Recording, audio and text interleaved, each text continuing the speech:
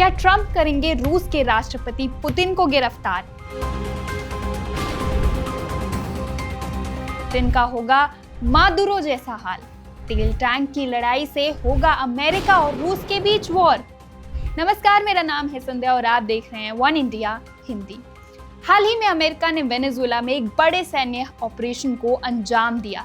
इस ऑपरेशन में अमेरिकी डेल्टा फोर्स के जवानों ने वेनेजुएला के राष्ट्रपति निकोलस मादुरो और उनकी पत्नी को हिरासत में लिया और उन्हें अमेरिका ले आए। ये कार्रवाई पूरे दुनिया के लिए चौंकाने वाली थी। इस घटना के बाद यूक्रेनी राष्ट्रपति वोलोदिमीर जेलेंस्की ने संकेत दिया कि अगर तानाशाहों के साथ ऐसा करना संभव है तो अमेरिका रूस के खिलाफ भी ऐसी कार्रवाई कर सकता है। इस इशारे पर प्रतिक्रिया देते हुए डोनाल्ड ट्रंप ने स्पष्ट किया कि रूस के साथ उनके अच्छे संबंध हैं, लेकिन पुतिन के कामकाज से वो निराश है। ट्रंप ने कहा, मुझे लगता है कि हमें पुतिन के खिलाफ किसी बड़े सैन्य ऑपरेशन की जरूरत नहीं है। हमारा रूस के साथ हमेशा से अच्छा रिश्ता रहा है। हालांकि उन्होंने यूक्रेन और रूस युद्ध की लंबाई और उसमें हुई जान माल की हानि पर निराशा जताई है। ट्रंप ने बताया कि पिछले महीने इस युद्ध में लगभग 31,000 लोग मारे गए, जिनमें ज्यादातर रूसी सैनिक थे। इससे एक बड़ा सवाल उठता है, क्या अमेरिका अब भी किसी बड़े विदेशी ऑपरेशन के लिए तैयार है या केवल धमकी और रणनीति से ही चीजें नियंत्रित करना चाहता है? तो सवाल ये है कि क्या अमेरिका सिर्फ नीति और दबाव से दुनिया के तानाशाहों को नियंत्रित करेगा या भविष्य में ऐसे और भी ऑपरेशन देखने को मिलेंगे? आइए इस पर ट्रंप का क्या कहना है, सुनते हैं। क्या आप कभी पुतिन को पकड़ेंगे? खैर, मुझे नहीं लगता कि इसकी ज़रूरत पड़ेगी। उन्होंने 31,000 लोग खोए, जिनमें कई रूसी सैनिक थे और रूसी अर्थव्यवस्था ख़राब है। मुझे लगता है कि हम इसे सुलझा लेंगे। राष्ट्रपति बाइडेन ने यूक्रेन को लड़ने के लिए 350 अरब डॉलर दिए। नाटो को जीडीपी 2% से 5% तक बढ़ाने में कामयाब रहे। नाटो के पास बहुत पैसा है, सब कुछ चुकाते हैं। मैंने आपसे मिनेसोटा के बारे में पूछना चाहता हूं, लेकिन पहले विषय पर आते हैं। राष्ट्रपति जेलेंस्की ने कहा कि जब आपने निकोलस मादुरो को पकड़ने का आदेश दिया तो वह बाकी दुनिया के साथ देख रहे थे, और उन्होंने कहा अगर तानाशाहों के साथ ऐसा ही होता है तो संयुक्त राज्य अमेरिका जानता है कि आगे क्या करना है। ऐसा लगता है कि वह चाहते हैं कि आप व्लादिमीर पुतिन को पकड़ें। क्या आप कभी व्लादिमीर पुतिन को पकड़ने का आदेश देंगे?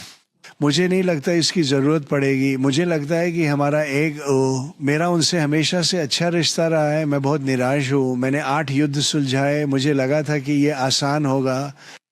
और पीटर, तुम्हें पता है या नहीं, पिछले महीने उन्होंने 81,000 लोग खो दिए, जिनमें कई रूसी सैनिक थे और रूसी अर्थव्यवस्था ख़राब है। मुझे लगता है कि हम इसे सुलझा लेंगे।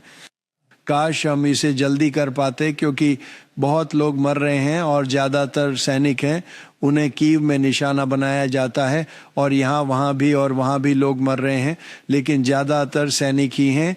जब एक महीने में 31,000 सैनिक मर रहे हों, उससे पिछले महीने 27,000 और उससे पहले 26,000, यह गलत है। तो जैसा कि आप जानते हैं, राष्ट्रपति बाइडेन ने यूक्रेन को लड़ने के लिए 350 अरब डॉलर दिए और हमें वह कभी वापस नहीं मिलेगा। हालांकि मैंने उसे वापस लाने के लिए एक दुर्लभ पृथ्वी समझौता किया था, तो हमें वह वापस मिल जाएगा, पर ऐसा नहीं करना चाहिए था। ये एक गलत काम था। मैं अभी ये कहूँगा कि क्योंकि मैं नाटो को जीडीपी 2% से 5% तक बढ़ाने में कामयाब रहा।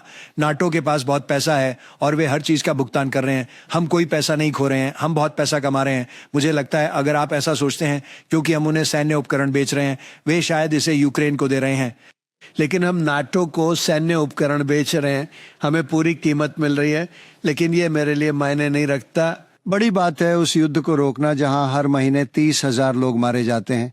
मैं आपसे मिनेसोटा के बारे में पूछना चाहता हूं, लेकिन पहले मुद्दे पर आते हैं। राष्ट्रपति जेलेंस्की ने कहा कि उन्होंने पूरी दुनिया के साथ देखा जब आपने निकोलस मादुरो को पकड़ने का आदेश दिया, और उन्होंने कहा अगर तानाशाहों के साथ ऐसा ही होता है तो संयुक्त राज्य अमेरिका जानता है कि आगे क्या करना है।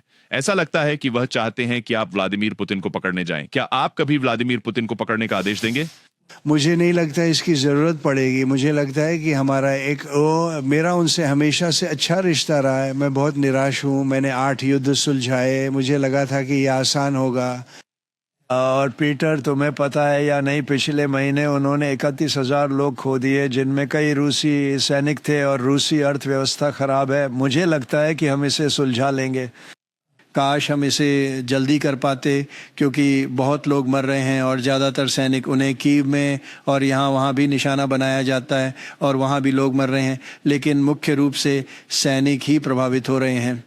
जब एक महीने में 30,000 31,000 सैनिक मर रहे हों, पिछले महीने 27,000, उससे पहले 26,000, यह बुरी बात है। तो जैसा कि आप जानते हैं, राष्ट्रपति बाइडेन ने यूक्रेन को लड़ने के लिए $350 अरब दिए, और हमें वह कभी वापस नहीं मिलेगा। हालांकि मैंने उसे वापस पाने के लिए एक दुर्लभ पृथ्वी सौदा किया था, इसलिए हमें वह वापस मिल जाएगा, लेकिन ऐसा नहीं करना चाहिए था। ये एक बुरा काम था। मैं अभी यह कहूँगा कि क्योंकि मैं नाटो को GDP 2% से 5% तक बढ़ाने में कामयाब रहा, नाटो के पास बहुत पैसा है और वे हर चीज़ का भुगतान कर रहे हैं, ना हम कोई पैसा नहीं खो रहे हैं, हम बहुत पैसा कमा रहे हैं। मुझे लगता है अगर आप ऐसा सोचते हैं क्योंकि हम उन्हें सैन्य उपकरण बेच रहे हैं, वे शायद इसे यूक्रेन को दे रहे हैं, लेकिन हम नाटो को सैन्य उपकरण बेच रहे हैं पूरी कीमत पर। यह मेरे लिए बड़ी बात नहीं, बड़ी बात है उस युद्ध को रोकना जहां हर महीने 30,000 लोग मारे जा रहे हैं।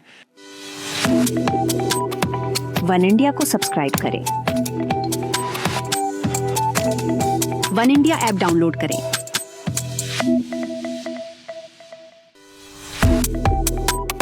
Subscribe to One India and never miss an update. Download the One India app now.